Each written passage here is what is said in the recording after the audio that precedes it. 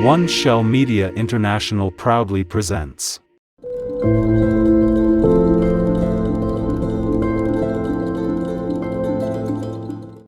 Five memes and trends that are secretly centuries old. The Victorian lolcats. Photographing felines in ridiculous outfits and placing even more ridiculous captions on said pictures goes back to Victorian times, to the studios of Harry Pointer and Harry Freeze.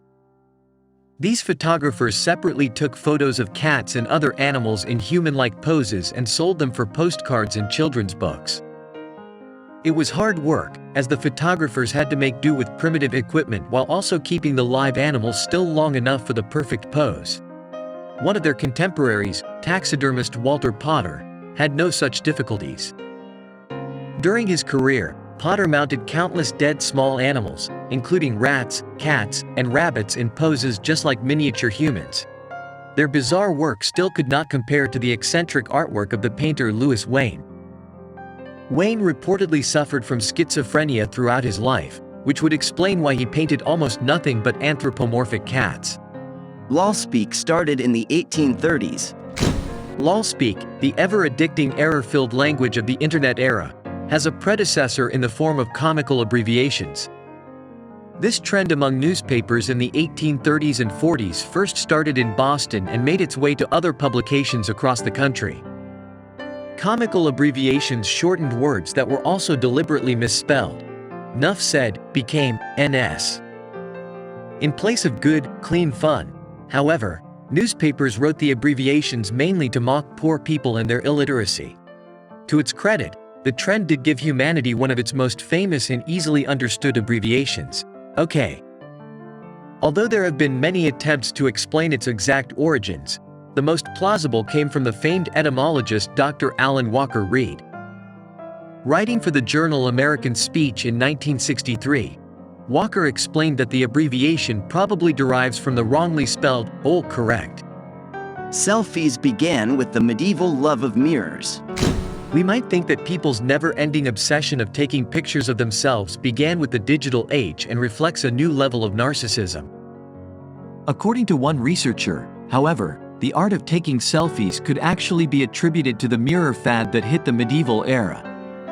Art historian James Hall says that people's fascination with mirrors provided the spark later on for self-portraits done by artists starting in the 12th century. The only difference is that those self-portraits were actually a means of self-reflection in accordance with Christian teachings of that era and not just another way of getting attention.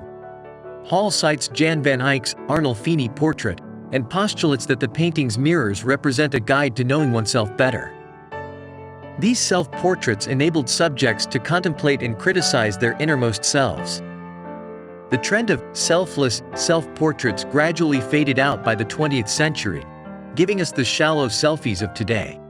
People wore Guy Fawkes masks during the 18th century. Made famous by the spine-chilling graphic novel and movie V for Vendetta and its subsequent use by protest and activist groups worldwide, the iconic Guy Fawkes mask's forerunner was created shortly after its namesake's execution, following the failed gunpowder plot of 1605. Every November 5th, the anniversary of the failed rebellion, people in Britain held a Guy Fawkes Night, in which they burned an effigy wearing a likeness of the man's face. Later on, people actually wore Guy Fawkes masks in the 18th century. During that time, little children wore crude versions of the mask while begging on the streets.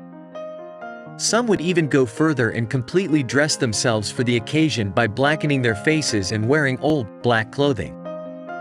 To complete the look, they would also repeatedly recite the famous "Remember the 5th of November" chant out on the street.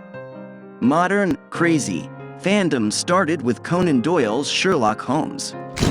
The lack of an internet connection did not impede 19th century rabid fanboys and fangirls from fixating on their idol, which at the time happened to be Sherlock Holmes.